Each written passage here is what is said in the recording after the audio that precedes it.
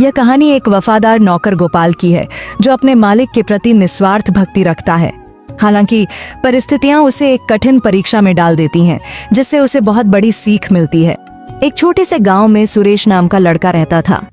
बचपन में ही उसने अपने माता पिता को खो दिया। उसके पास न कोई सहारा था, न ही उसके पिता की कोई जमीन। वह एक छोटी सी झोपड़ी में रहता था, लेकिन गांव में आई बाढ़ के कारण उसकी झोपड़ी भी बह गई।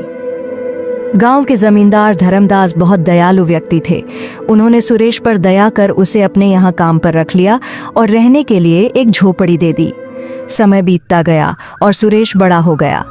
अब वह पूरी लगन से जमींदार के यहाँ काम करता था और जमींदार भी उस पर बहुत भरोसा करने लगे थे। एक दिन जमींदार ने सुरेश से कहा, बेटा, तुम अब शादी क्यों नहीं कर लेते? अब तुम्हारी शादी की उम्र हो गई है। तुम्हारी पत्नी आएगी तो तुम्हारे कई कामों में हाथ बौंटाएगी। मैं चाहता हूँ कि मेरे जीते जी तुम्हारी शादी हो जाती। क्या जाने कब भगवान का बुलावा आ जाए। सुरेश बोला, मालिक, ऐसा क्यों कह रहे हो? मेरे लिए आप ही सब कुछ हैं। आप जैसा उचित समझे मैं वही करूंगा। जमींदार बोले, मेरी नजर में तुम्हारे लिए एक बहुत अच्छी लड़की है। शादी के खर्च की चिंता मत करना, वह मेरी जिम्मेदारी होगी। सुरेश झिझकते हुए बोला, जो भी आपका निर्णय होगा वह मेरे भले के लिए ही होगा। आप मेरे पिता समान हैं। धर्मदास का बेटा विक्रम यह सब सुन लेता है और गुस्से में अपने पिता के पास आता है। पिताजी, ये आप क्या कर रहे हैं? सुरेश हमारा नौकर है और आप उसकी शादी का खर्च क्यों उठा रहे हैं? धर्मदास ने सख्ती से जवाब दिया, वह मेरा नौकर नहीं, बेटे जैसा है। विक्रम चिढ़कर बोला, आप मेरे पिताजी हैं या उसके? धर्मदास नाराज होकर बोले, जब मैं बीमार था तब कहाँ गया था तुम्हारा अपनापन? तब सुरेश ने मेरी कितनी सेवा की थी। वह दिन रात मेरी देखभाल करता था और तुम अपने शौक में मस्त रहते थे। तुम मुझे मत सिखाओ कि कौन अपना है और कौन पराया। विक्रम और भी गुस्से में आ गया। उसने सोचा कि उसे सुरेश को रास्ते से हटाना होगा। विक्रम नशे और जुए की लत में डूबा हुआ था। एक दिन उसने अपने पिता से 10,000 रुपए मांगे, लेकिन जब जमींदार ने उसे पैसे देने से इनकार कर दिया तो वह भड़क उठा। विक्रम ने सोचा, अब मैं देखता हूँ कि मुझे पैसे कैसे नहीं मिलते। वह चोरी की योजना बनाने लगा। अगले दिन जमींदार की तिजोरी से 20,000 रुपए गायब हो गए। पूरे घर में हड़कंप मच गया। विक्रम मौके का फायदा उठाकर बोला, पिताजी, चोर और कौन हो सकता है? सुरेश ही होगा। सुरेश हैरान रह गया।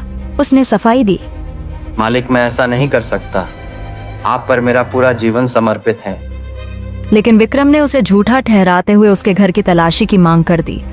जमींदार ने पहले विक्रम के कमरे की तलाशी ली, लेकिन वहां कुछ नहीं मिला।